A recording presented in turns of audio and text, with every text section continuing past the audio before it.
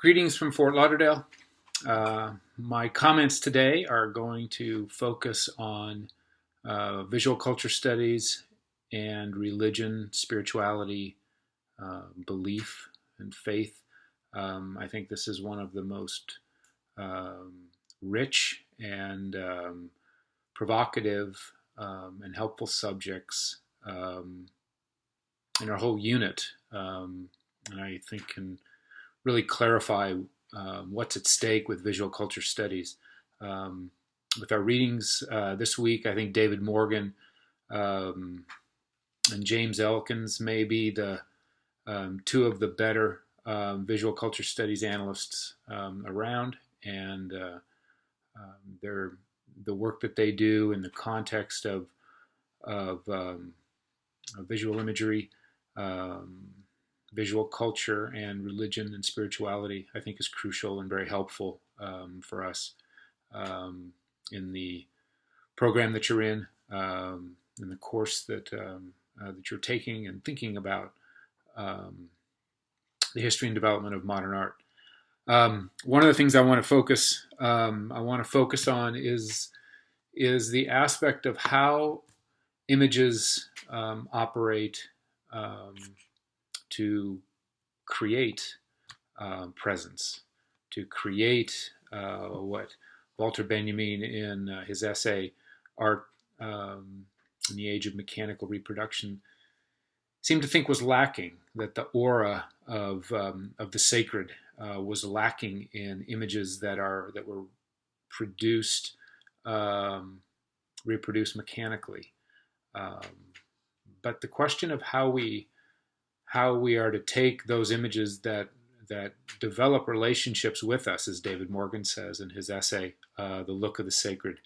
For example, in the context of Eastern Orthodox devotional practice, the role of the icon that creates presence of Christ, the saint that intercedes on our behalf, the one through whom we direct our prayers to God, the one that is with us as we pray. And an image like this icon that is not an original, it's a mechanically reproduced artifact, but it has a particular place and a particular time in our home, and it's used in a particular way. Um, it creates, in many ways, the image itself creates a sacred context. And so, how do we understand those images that aren't made by, that aren't made, that aren't original, that aren't made in an artist's studio, in an icon painter's studio? It's not Andrei Rublev's The Painting, the icon, the Holy Trinity, for example. It's an image that we download from the internet. Yet that image begins to operate over time as a way that focuses our prayer life, that sustains us, that helps create and sustain faith. So I think the work that David Morgan does, I think those scholars that are looking at visual culture within the context of religion and spirituality have something to offer. Even those of us who may not be particularly devout spiritually or have a particular religious commitment, and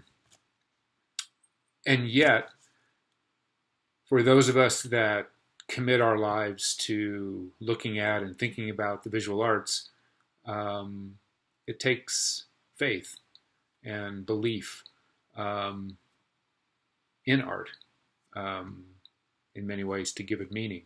There is something absurd and silly about a human being loading up a paintbrush with stinky pigments and scraping it across the surface of a canvas or a piece of wood, or dragging a pencil on a piece of paper and doing it every day and creating an artifact that somehow and in some way is more than the sum of its material parts, that it does something to us, that we stand before it and it creates a relationship, that it addresses us, that it speaks to us. that Rilke, in his poem on the archaic Greek torso, that marble fragment, that headless, legless, armless torso speaks to him. And it says, you must change your life. To hear that voice, to be in a particular context in which a painting actually does something to us, is a context that requires faith and requires belief. The 20 years experience I have working in museums, and I see people who go into museums that want to believe, and people that go into museums that don't want to believe. And those that don't want to believe, the work of art doesn't present itself to them. It presents itself to those that want to believe. And so, even in the context of art that is purely secular, made by artists for whom there is no God, whose work is not a spiritually based or a theologically oriented, it itself requires faith and belief to make it work. And it requires belief and faith on the artist's part to get up day after day and to go into the studio and to drag that paintbrush across that surface, or to make that work of art in the face of so much human suffering, in the face of so many other things that he or she could do to be much more useful in this world. And yet he or she chooses to make art, to make vulnerable and fragile artifacts that hang on walls, that sit on pedestals, that are ignored, that are taken advantage of, that are misunderstood, that are seen as weak and irrelevant, in the hopes that there is somebody for whom that work unfolds itself. And as Morgan says in his essay, The Look of the Sacred, creates a relationship. That's what we're looking for. For most of us, that's why we're in this program. We devote ourselves to art. We care about it. We believe in it. And certainly in my life, there have been times in which a belief in God is not necessarily something I could honestly say, but I could believe in that painting, or I could believe in that song, or I could believe in that film, in which the beauty and the goodness and truth that emerge from that work of art, I could believe in, even if believing in a God at that moment, in a God who loved me, was not possible. I want to end my reflection with a story. This is a postcard, a mechanical reproduction. This is a postcard of a painting by Cezanne. It's called The Three Bathers. It was painted between 1879 and 1882. It was in the gallery of Ambrose Vollard. And Matisse, as a young man, a poor man, just starting out as an artistic career, fell in love with this painting. And he wanted to buy it. And it was very expensive.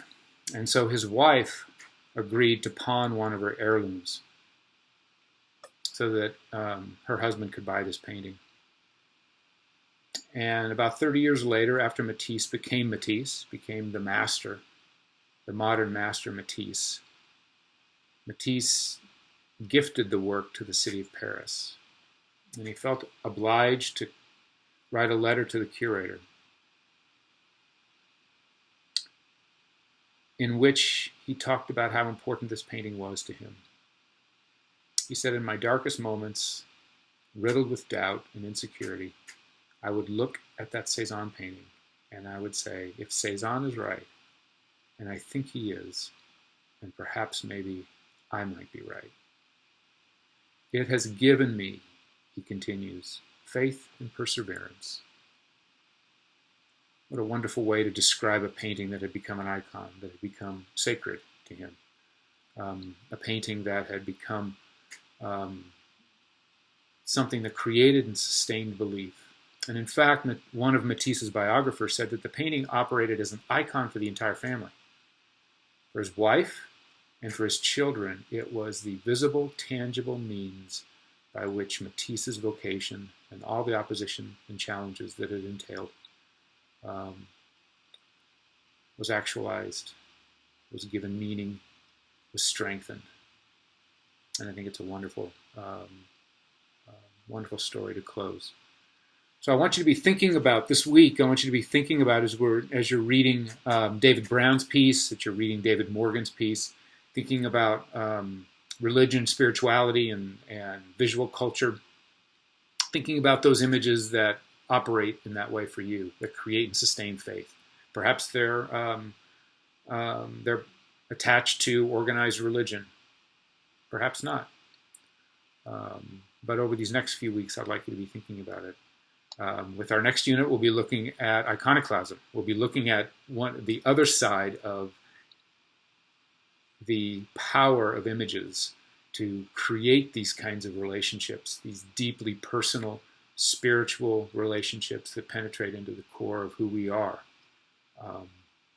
Will elicit fear, will elicit anger and suspicion, and we'll explore that phenomenon of iconoclasm and violence that is done to images. So, without further ado, let me wish you Merry Christmas, Happy Holidays, and Happy New Year. Goodbye.